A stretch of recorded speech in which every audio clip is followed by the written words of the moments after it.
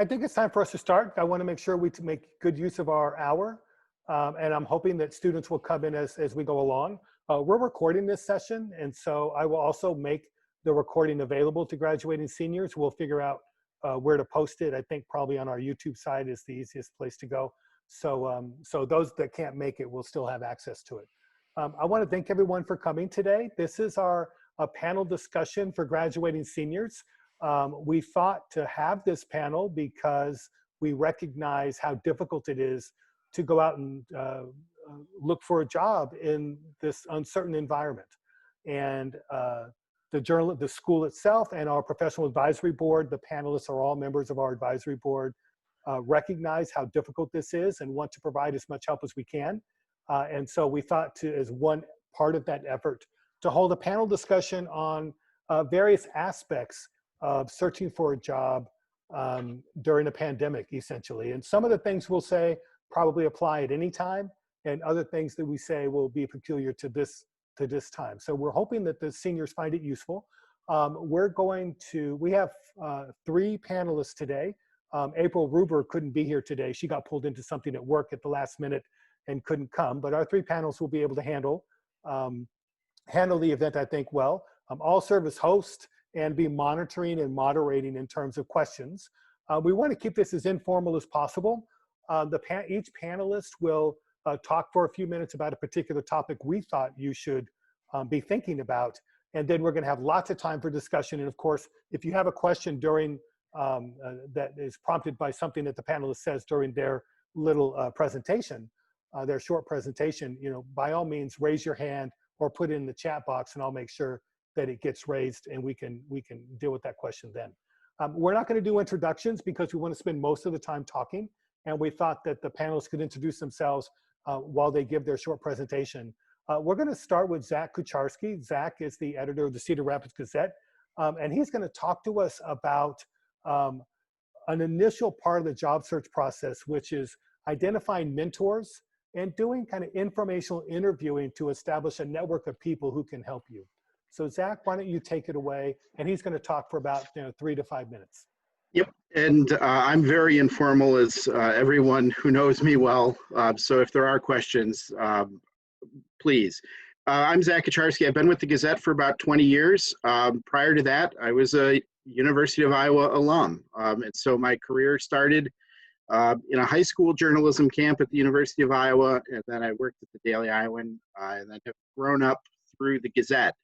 And in preparing and thinking about this, I think one thing that I would say is this is truly a unique time, and I'm certain that folks are, nervous. And I know that even in prepping for this, Mark and Lynn, we're all nervous too, because you're worried about getting the job. And on our side, we're worried about keeping the great talent that we have employed. And so there's more in common here than you would think. And so it's okay to be nervous. And one of the other things, the network that you're building now is going to be with you for your career. And so start thinking about, you've got great champions who have watched you grow and who will be great advocates of the work that you've done to this point. And now you're kind of having to jump in the pool. And the comments that I would make today is you're probably going to have to be more aggressive about getting in the pool than you maybe would have had to be if there was a perfect job market. And so you're going to need to be more aggressive in marketing yourself and kind of standing out a little bit differently. And I think that, while I'm privileged to be in a media organization that's still hiring, and we have a couple openings for staff reporters, I know that that's not a situation that a lot of organizations are in right now. And so that's a true challenge. And I think that as you're starting to build a network, now more than ever before, you have a common story with everyone. We're all in a unique time, and I think that you should leverage that to the greatest extent possible. We're all sitting at home talking to each other all day. There are very few people in offices, and you have more opportunity to get personal into folks' lives than you ever would. And so those long shots of those connections that, if you have an interesting COVID story, share that, because suddenly you're on much more equal footing than that experience that you would have had otherwise. And so I would encourage you to make those reaches.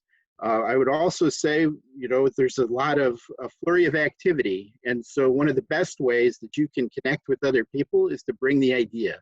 If you know an organization that you want to join and you have an idea of how to help them, you will make a lifelong connection if you can bring that idea forward now. And if you bring that, that's probably the best thing that you could do in terms of interviewing. So I would say be aggressive about offering ideas and trying to stand apart as you're reaching out to folks and building your network.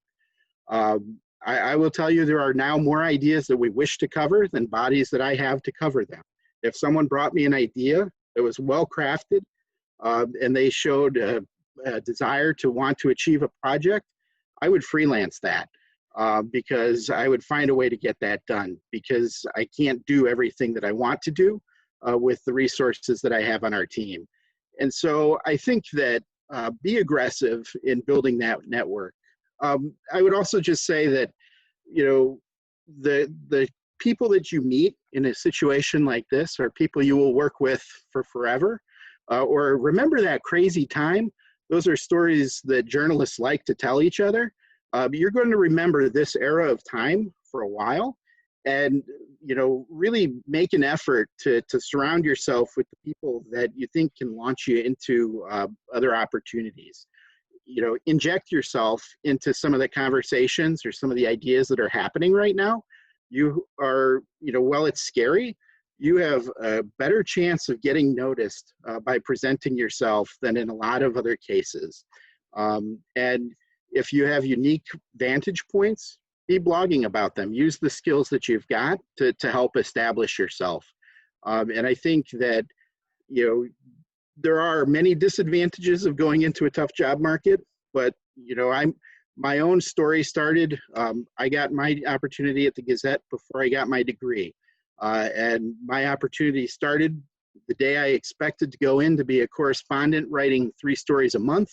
The person who helped groom me to even apply for that job gave her notice. And so 3 stories a month became 3 stories a day. And that's how I grew up in the organization. And so you don't know when your opportunity is going to come, but I would encourage you, don't be discouraged in this window of time. You have more opportunity to land something than you would think. I'll stick there for now. Thank you, Zach. Any questions before we go on for Zach, or you can also hold them and we can have the questions at the end as well? Okay, Mark is going to talk to us about the actual formal technical process of searching for a job. So Zach has talked about networking, which is a building block of getting a job. And then there's the brass tacks of how you actually go out and look for particular positions. Mark, do you want to discuss that topic? Sure. Hello, everybody. I was a 1980 grad of the J School. I'm now a partner and creative director at Amperage Marketing and Fundraising. And we have offices in Iowa and Wisconsin and about 50 employees. I have to say we're all anxious right now, and I know you probably are, about a new job. But as I look back at my career, which started in the 80s, that was a terrible time to be looking for a job. When I moved to Waterloo, they had laid off, I think, 10,000 people at John Deere, and Ryfe Packing closed, and that had 2,500 jobs.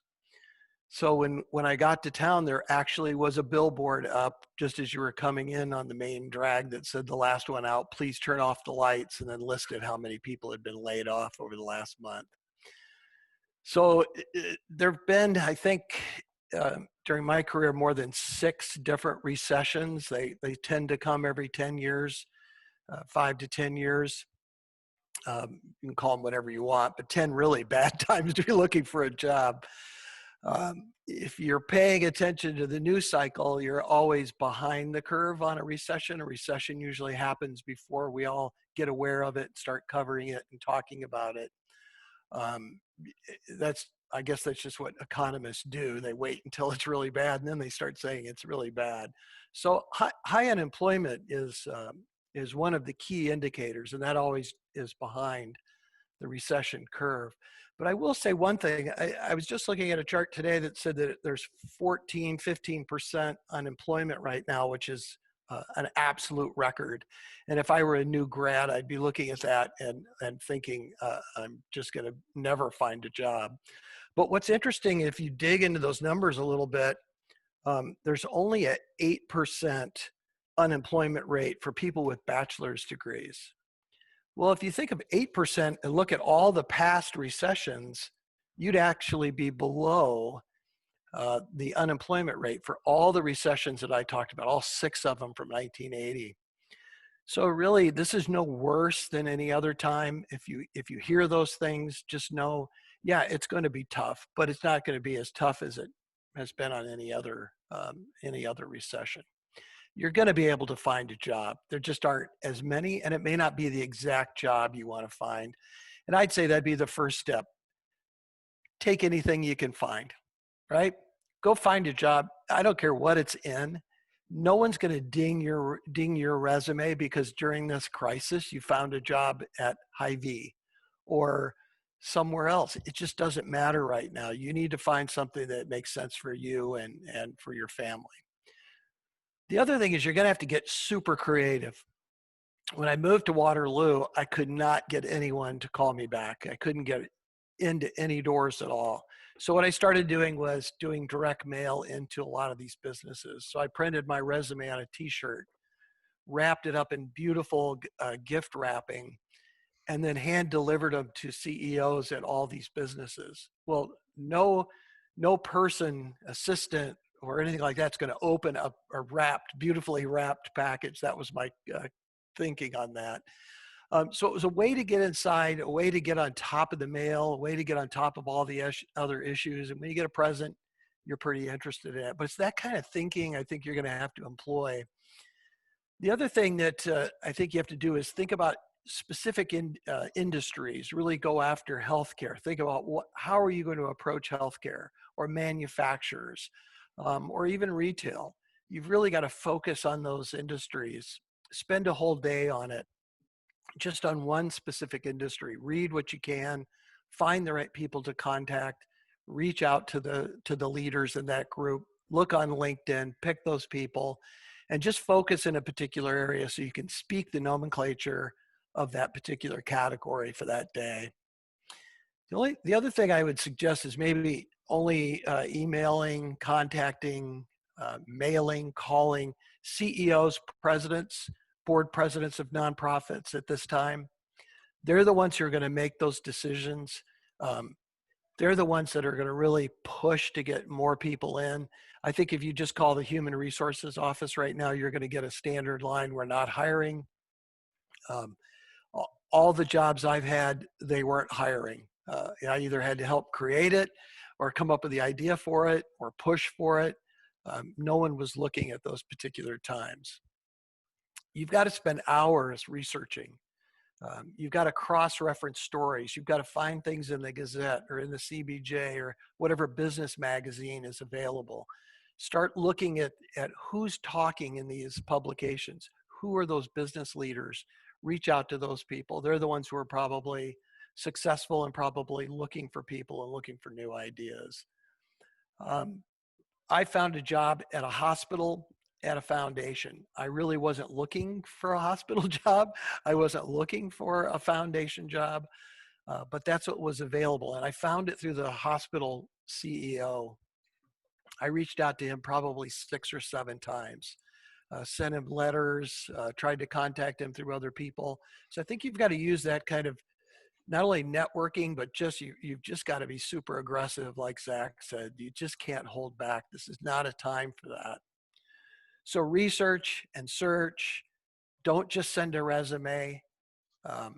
Don't rely on email. We're getting thousands of emails now.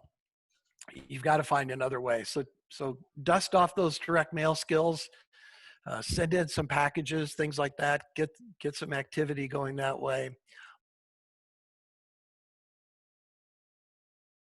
Board. And one of the topics we thought that we should cover is how to manage stress.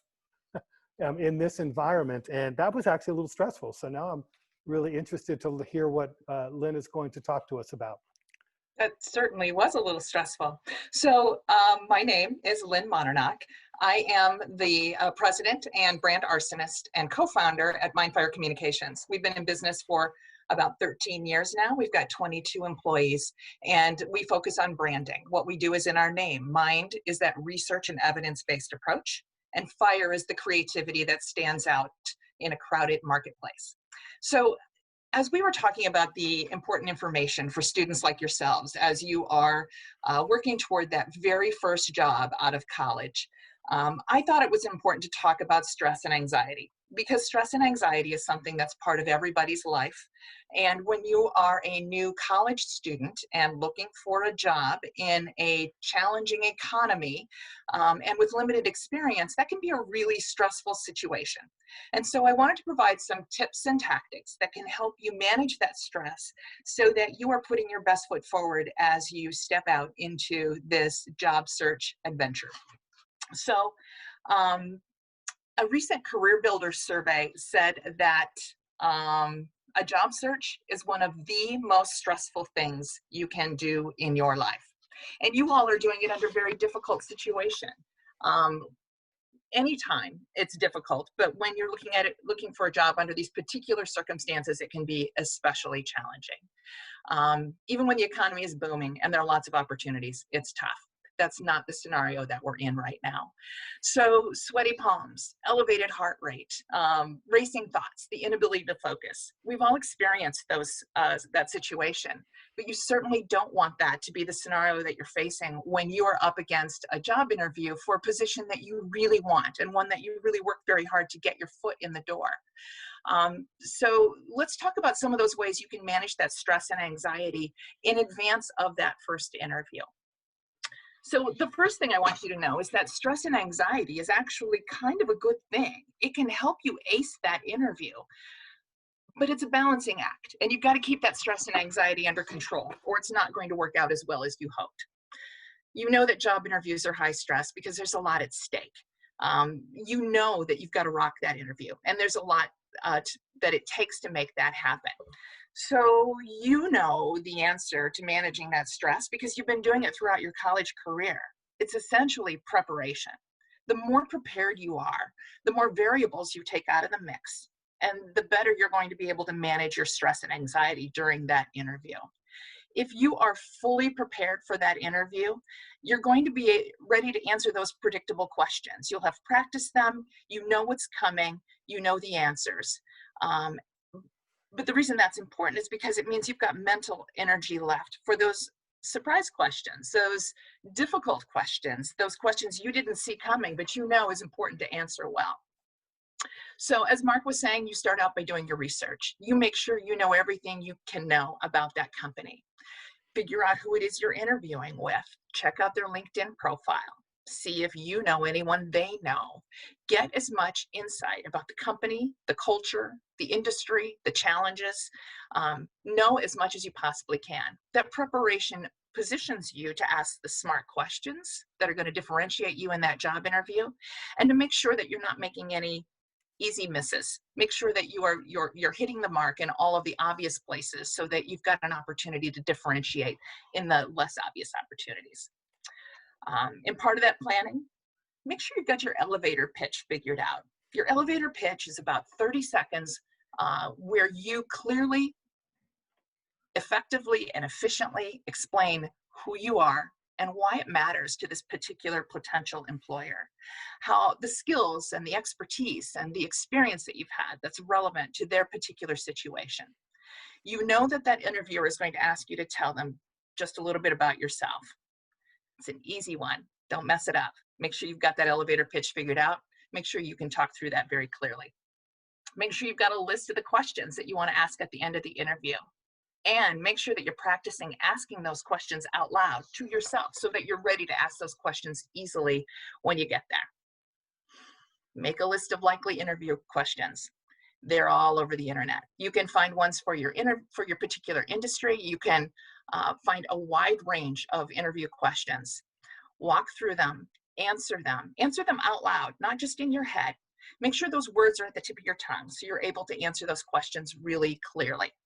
Practice in front of a mirror, or maybe even in front of your laptop's camera, because many of you are going to be doing these first interviews in this kind of a scenario where you're on a Zoom call. Take notice of your body language and your facial expressions while you're running through those that practice. On the day of the interview, start up with some physical exercise to make sure you're relaxing your body. Go for a walk, go for a run, or do something else that's physically exerting. Consider meditating or listening to music. Make sure your self-talk is positive. Yeah, this really does matter. Things like, I am qualified for this job. I can and I will do this. Positive self-talk does make a difference. And then get excited. Turn your nervous energy into excitement. Tell yourself that you're excited for this interview rather than you're nervous about this interview. There's a whole new body of research out there that suggests that those who relate to anxiety as excitement have a performance edge that makes a difference in stressful tasks like interviewing. During the interview, don't think of it as a job interview. Think of it as a conversation between two potential coworkers. Make sure you're letting your guard down so that that person can get to know you just a little bit. Be interested, ask good questions. And then remind yourself throughout this process that you got this interview for a reason. Somebody in this company saw something in your resume and cover letter that got you this interview. So remain positive and remind yourself of the skills and the accomplishments that you have and why you're the best person for this opportunity. Once you're in that interview, it's easy to get very stressed. Remember to breathe. When you're stressed, you tend to take really quick and shallow breaths. A deep, strong breath is going to help put more oxygen into your bloodstream, and that's going to help your body relax. And if your body is more relaxed, your brain is more relaxed. You know, when your brain seizes, when you're stressed, you don't want that to happen during your interview. One thing to consider prior to your interview is a tactic called box breathing. It's really easy. It basically, you let all of the breath out of your lungs for a count of 4. You keep those lungs empty for a count of 4. You inhale for a count of 4, and then you keep those lungs full for a count of 4. So let it all out, hold it, inhale, hold it. Do this multiple times, you will see the difference. It makes a difference. It's an excellent thing to do in your car on your way into an interview or in that 5 minutes before that Zoom call begins with that interview. During the interview, take your time. If you're not sure what the answer is, say that you need just a moment to think about it. Don't feel like you've got to jump right in. Give it a beat or two. If you falter or you misspeak, humor is an excellent resource. Show people that you can laugh at yourself. Don't get too stressed out about it. So just to wrap up, don't expect to land the very first job that you interview for. It rarely happens. It can happen. It might happen for you. I hope it does. But if it doesn't, don't be so hard on yourself. Give yourself another run at it. Make sure you're prepared. This is a process. It's not a one-shot deal. Make sure you're not spending every waking moment obsessing about getting this first job out of college. The more you think about this, the higher your anxiety is going to be. So take some time to talk to others about their experiences. Everybody has gone through this process, and it's challenging for people in a variety of ways. So take that time to have those conversations. So be focused, be purposeful, give yourself some grace. Take the time to engage in life, friends, hobbies, whatever makes you happy, while you're staying very diligent and focused on your job search. The goal is to find that great opportunity and to manage that stress and anxiety so you are putting your best foot forward. Wow, thank you so much, Lynn. That was fantastic. So we were going to have a brief conversation about virtual job interviewing, which is a particular kind of interviewing. I mean, it's relatively new and recent, and something you have to learn how to do. April was going to talk about it. Of course, because she's a type A personality, she developed a presentation. And I've actually just sent you that presentation in the chat box. And so you should look at the chat box and download that presentation. She has lots of interesting tips Before we move on to a Q&A session, though, I'm wondering if any of our other panelists have some suggestions for virtual interviewing or for some advice for how to do that well. I've got a couple things, David, from an old TV guy, if you think that would work for something like this. But Yeah. this is television. It's hard for a lot of people, but the first rule of TV, if you go through a class, is key lighting. And everyone needs a key light. There's a couple ways to do it. You can buy one, which is like a little digital light like this. Put it in your face, lights up your face. That's what's important in this kind of environment, is to make sure your face is lit. If you don't want to buy something like that, it's called Aperture. It's like 30 or 40 bucks.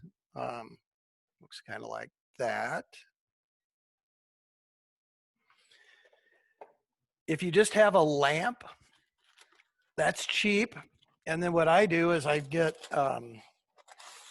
wax paper, and you wrap the wax paper around the lamp, around the light, and it softens the light, takes out all the harshness of that light on your face. But the main thing is to make sure you have that key light, that you have something that's lighting you up from your face other than your computer screen. Your computer screen gives a blue tint or sometimes yellow tint to your face, which isn't always the most advantageous. The other thing you might do is invest in a microphone if you're going to be on a lot of these kind of interviews. I tend to prefer the gamer mics because they're meant to close off your ears so you can't hear things outside. It does look like you're on a helicopter pilot or something like that. But at the same time, it gives you a nice clear sound over Zoom. The other thing I'd recommend is maybe just looking at backgrounds. So I've got my kitchen behind me. I don't know what kind of credibility that gives me, but I can cook. So yeah, there it is. Might start a conversation with somebody. But again, your background has a lot to do with it. The other thing is raising the camera to eye level. So if you were going to shoot an interview with somebody, you'd set the tripod up and you'd put the lens right at their eye level.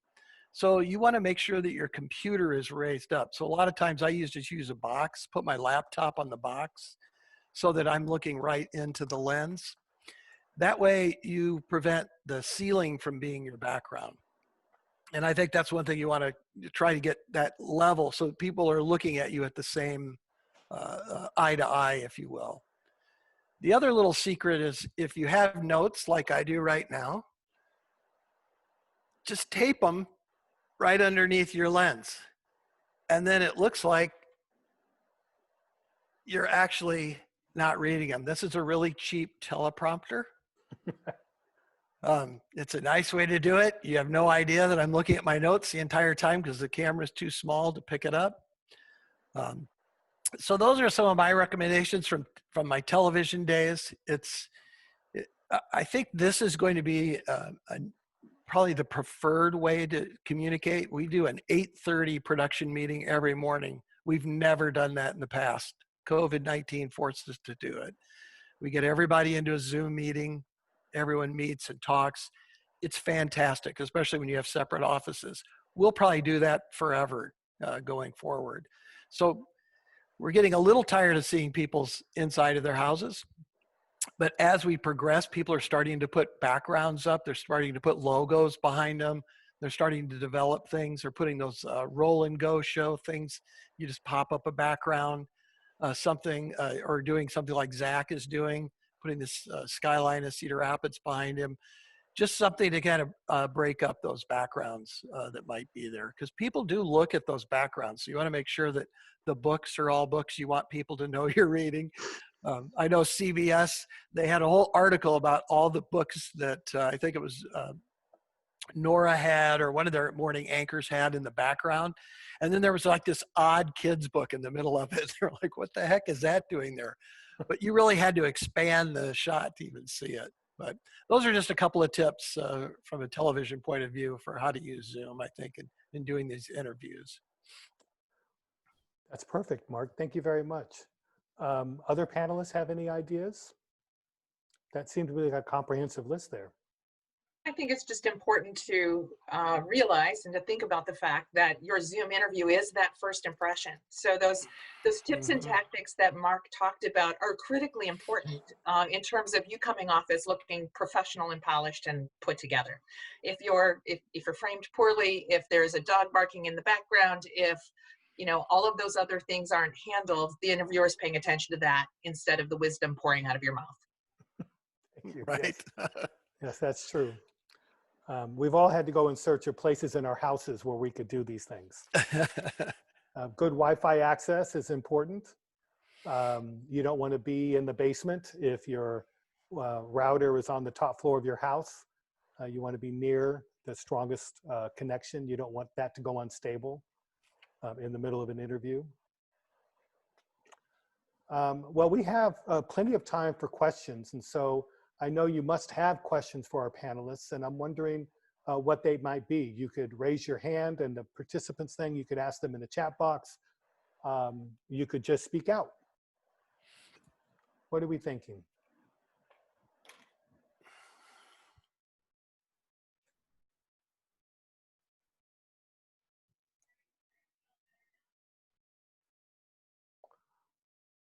Who'd be willing to tell us a little bit about their current job search? And so you're just at the end of the semester, final exams coming up this coming week. Where have you gotten so far? What have you done? What have you learned in doing what you've done?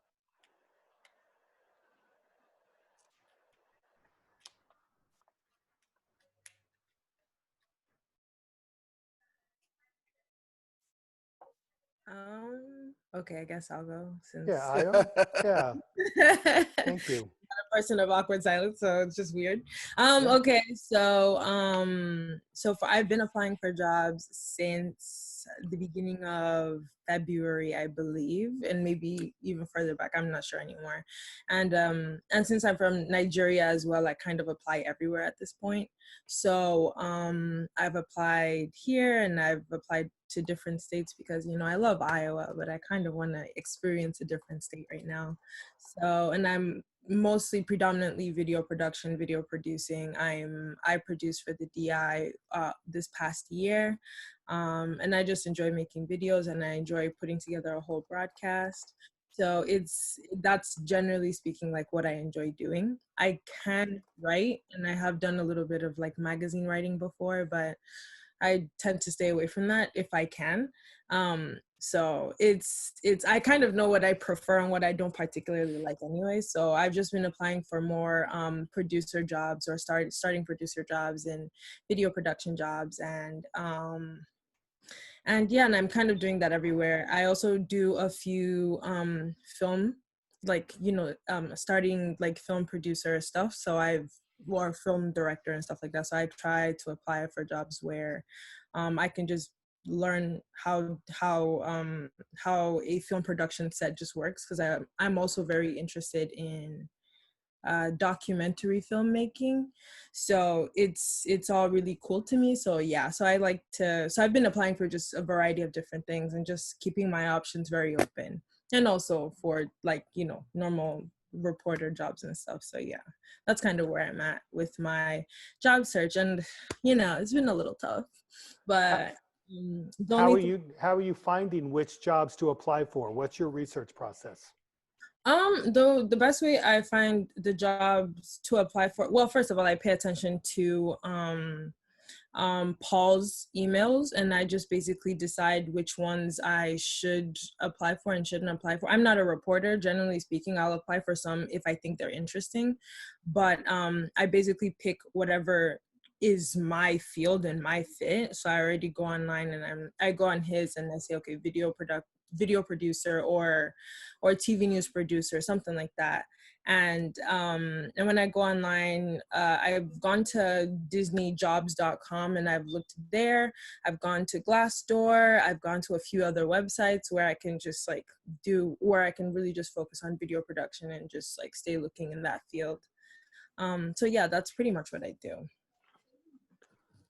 And have you gotten inside an organization in the way that Mark was describing in terms of finding particular people in organizations to contact? Okay, so I haven't done that. What I've done is really just to stay close to HR, and I will try, what Mark said, because that is a really good idea. Just go straight to the like main OG source instead of everybody else who's in Mhm. HR, because they're all just like, we're stressed, and I'm like, yeah, I'm stressed too, but hey, give me a job. So That's so funny. so Yes. yeah, so I really don't understand all the stress and such, but I definitely will try that. I think that's such a cool and brilliant idea that not many of us really uh utilize. So yeah. They'll all send you back to HR, by the way, but just keep pushing toward them. Yeah. I'm a pusher, so it's okay. Good. You'll do well. I did see AmeriCorps for Iowa is hiring 80 people. They announced that at the governor's press conference this morning. It's not journalism, but I think that would look really good on somebody's resume that you worked for AmeriCorps and helped deliver food or whatever the crisis brings for people. Who knows, you might be testing people for COVID. Yep. I Teach for America is another version of that. Um, That you might do for a year. I mean, you need to think outside the box a little bit about getting yourself started. I wonder if anyone else is willing to share some of their experience so far, or things that they've come across in their job search and they weren't quite sure how to maneuver around it or how to negotiate it. I'm going to do what I do in my classes and start calling on people. I'll raise my hand. Can you Yeah, hear me Michaela. okay? Yeah, we can hear you, Michaela. Go ahead. Sorry if you hear notifications come in on my computer. So my name's Michaela. I'm a senior at the UI. I think we all know this already though, but it's fine. So I started applying for positions kind of around the same time that IO did. And initially I had 2 pretty strong interviews. I'm still partly looking into going into broadcast, but right now we're in such a unique position, like we've already discussed here, and so I've really opened up my horizons to just about anything in communications. I love strategic communications just as much as I love news, and so that has helped me a little bit on the search to not get too discouraged in all of this. But it's been interesting. I would say since the pandemic hit, the amount of applicants to every position has just skyrocketed. So I keep the job alerts on for LinkedIn and Glassdoor, but it feels like every time I go to apply for something, it'll say 200 plus applicants, and I'm wondering if it's even worth putting in an application at that point in time, because there are so many. But I'm just trying to stay positive, and I'm sending out my resume to anybody that will potentially look at it. I'm just like, hire me, please. I think there was a period of time, and you may start to see a little bit different results. And I can just speak from the business side of things. We really didn't have a grasp of how long things were going to last. And so like the immediate reaction is don't do anything that spends money. Right. And so you watched every company stop that immediately. Right. And so you go into this phase now where it's like, okay, we're starting to get a good idea of what the recovery phase could look like. We have a better idea of what's happening with revenue. We know how our clients have been impacted, or we've been spending weeks trying to figure that out. And so you may start to see some different opportunities come online as that happens. But again, I would find a voice or find somebody on the inside that can help connect you. To AO, I would say look at the media ownership and figure out, okay, who's the news director at the station? At KCRG, they have great television. They have stations all over. That's Adam Karos. You can find who is that person, because if you can get your nudge in that way, you will probably have better success of just looking at the Glassdoor application that has 200. Find who is a person in there. Do some LinkedIn stalking to find the people on the inside. he jogs by my neighborhood. Adam Karos does. So you could put a sign outside of our house if you wanted to with your resume on it to catch him sometime. I'm down for that. You just let me know when. So, I'll buy what I need. So Can as I ask Zach a question? yeah, go Sure. ahead, Mark. Is it okay for a panelist to ask Yeah. another panelist a question? So, Zach, I made the comment that you should take almost any job you can get right now.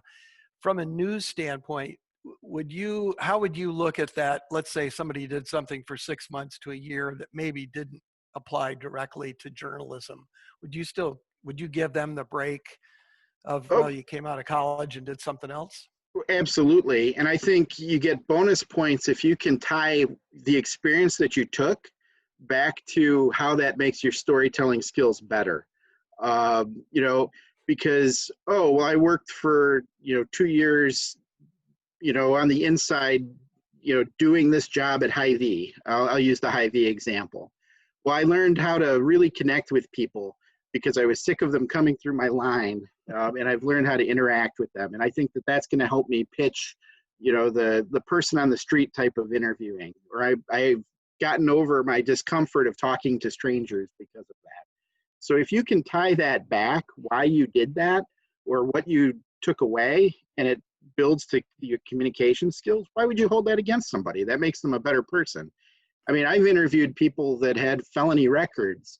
And I remember one was an investigative reporting candidate who had an incident in his past. And I mean, I was that close to hiring him. Why would you hold that? I mean, it's all about the job. They would be fantastic in their skills with being able to talk to, folks that have been impacted by the criminal justice system.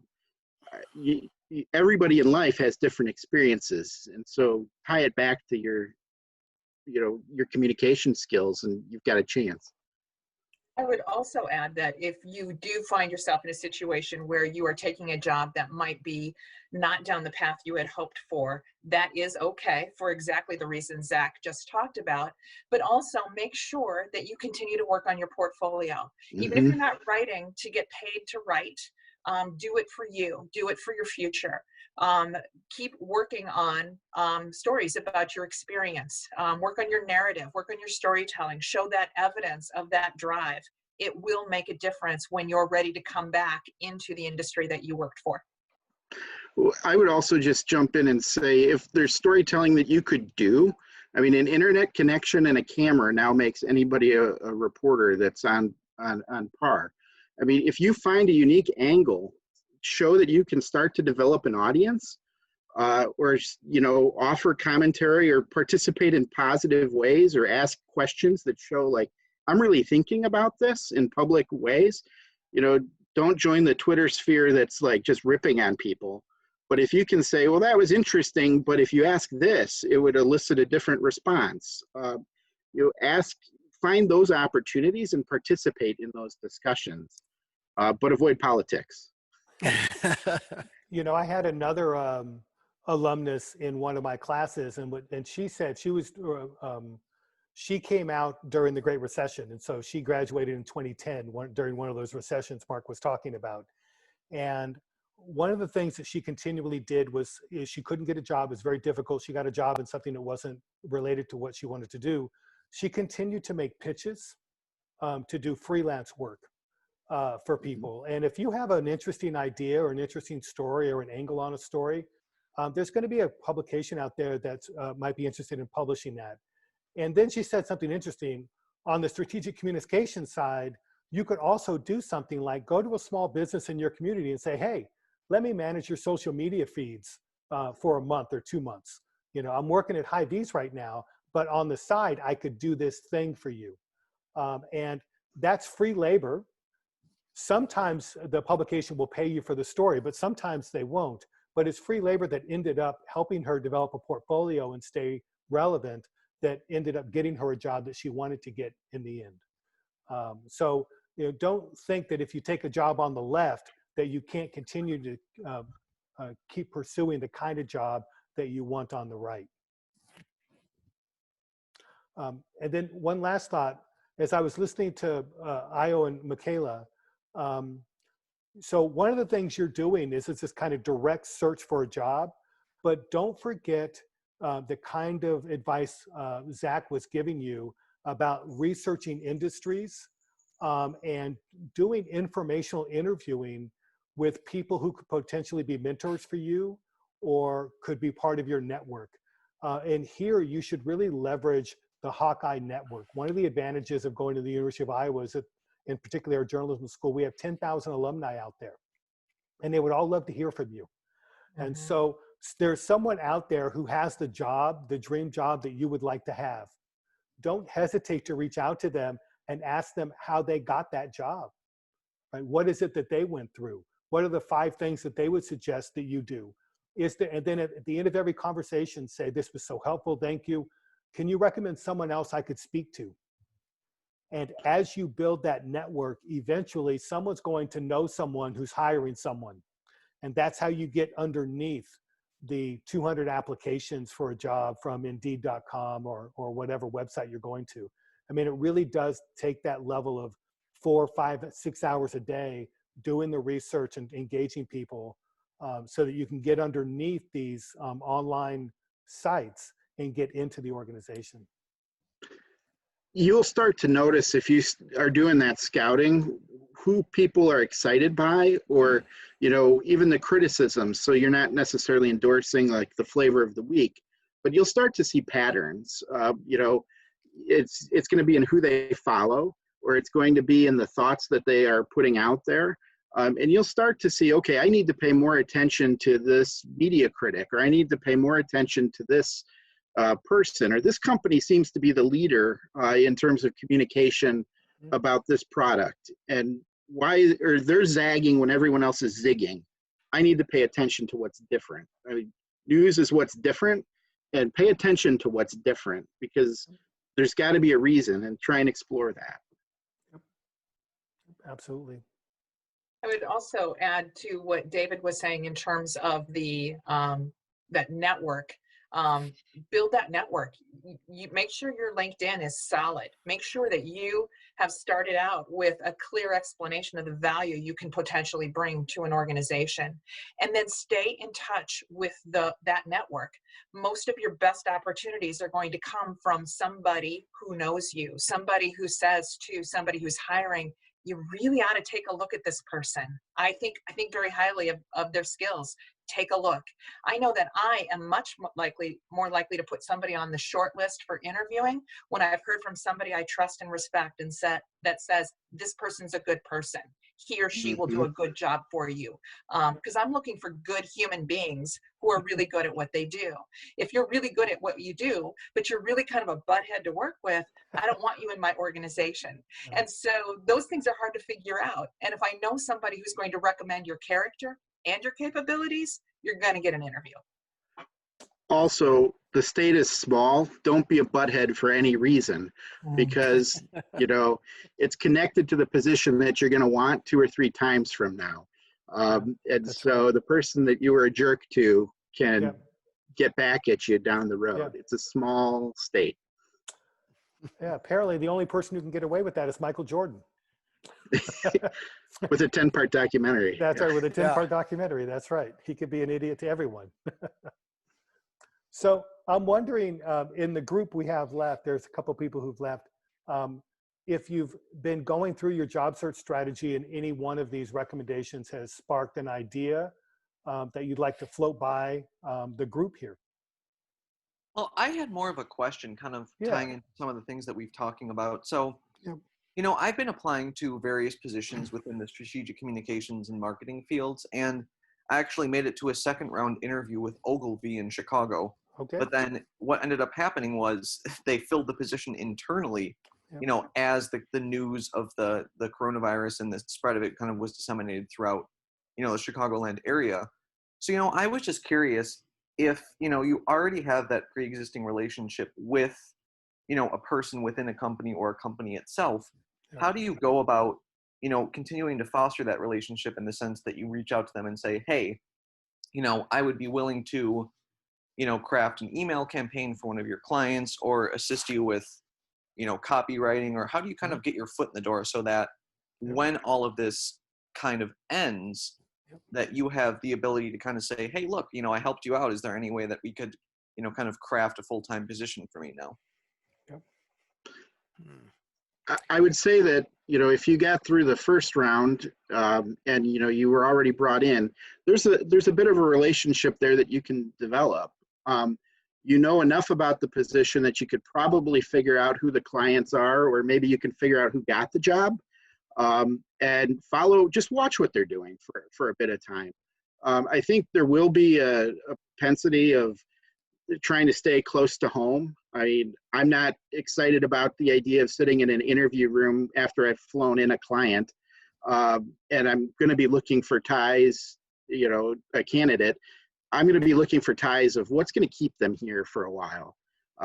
And so, whether it's a previous internship or, if there are things that tie them there. But, if there are opportunities where you watch where, keep in contact with the person that interviewed you. If you got to sit with a manager, add them in LinkedIn and just make sure they're aware of what you're doing. A second round interview, it didn't happen this time. That doesn't mean forever. And so you've got to make sure, if you want that star to align, how are you going to bring your universe back to them? And just keep finding that connection point. In your Outlook, I would put in 90 days to check in with that person and ask them how it's going with that new hire and what's happening, because there's always a 90-day review for every job. So if they're not doing well, they might be out the door. They may have lost the client. There's going to be a lot of turnover in the next few months as well. So you've got to stay in contact with these people. I would ping them once a month and just say, you're still looking, you're still interested, you still have passion for that company. I would maybe write an article for them and send something to them, a position piece that you've thought of, something to help them out. Just stay in contact as much as you can. I know that sounds easy to say, and it's really hard to do when you're sitting in your apartment trying to think of what you're going to say next to this person. But you've got to find something, and you've got to continue that conversation. It's I think, especially if you're looking at somewhere like Chicago, and especially if you're looking at some place like Ogilvy's that's huge and has a lot of turnover, that boss may leave too. And if that happens, someone else may move up. There may be that opening again. So just keep your eyes on it. To me, that would be an open file. Ogilvy, Chicago. I'm just going to continue to work that one, and that's going to be off to the side. I've got to do something every couple of weeks for that organization. Then start your next file. Definitely. Thank you so much. Another network that you could enter into now are professional associations. And so think about, if you're interested in strategic communication, think about joining PRSA in your community. That's a great place for professionals to interact, add value to that association, and you might get noticed by others who are members. And so, getting yourself out there, and I mean, that's an overall message I'm hearing from the panelists, getting yourself out there and being willing to press forward, showing that you have value and that you could contribute to an organization. That's going to be really important in the next, 6 months or so for you. And I would also look for those natural connectors. So, someone like Paul stays in touch with a lot of us, and find who are those connectors and keep them aware of what you're doing. Or when you're ready to jump, maybe you take that job that you didn't really want, but they may be aware and they'll market you. And that's helpful as well. So just just because you've graduated, stay connected, have people that have those connections that can help you. Stay in touch. Yeah, it's really hard to overvalue the benefits of those relationships. You may feel like job hunting is a solo sport. It absolutely should not be. If Good. you're doing it the right way, you have your village around you. You have the people who know who you are and what you're capable of, and they're there to help you. But if you're not nurturing that network, they can't step up when you need them. So if it's a slow start to that first career, invest your time in making sure that network knows what you're looking for and where you're looking, and see who can help you, because there's somebody in your network who can get you that next job. That's perfect. I think that's actually a perfect way to end the hour. We're at 5:30, and I'm sensitive to everyone's time. I know everyone has things going on, including our students who are preparing for final exams. Let me just thank the panelists for contributing today. Thank you for spending your time with our students. As I say, if you heard something here that you want to go back to, we're going to put this up online. It's being recorded. We're going to edit out a few areas, and then we're going to put it up online. And then let me leave you with this thought. So I know that many students believe, and I certainly believe this when I left my university, that once I had my 4-year degree, my relationship with the university ended. And that is certainly not true on our end. I still get emails from students who graduated 3 and 4 years ago, just touching base, letting me know what they're doing. You should stay connected that way, and asking me to help them with a reference in this city or this industry and that industry. And so we're perfectly willing and happy to help you all along your career path, not just in getting this first job, but as you get, the many jobs that you're going to get over your career. And so you should think of us as a continuous resource. I meet Hawkeyes who are 75 years old and still come back and chat with us about their careers.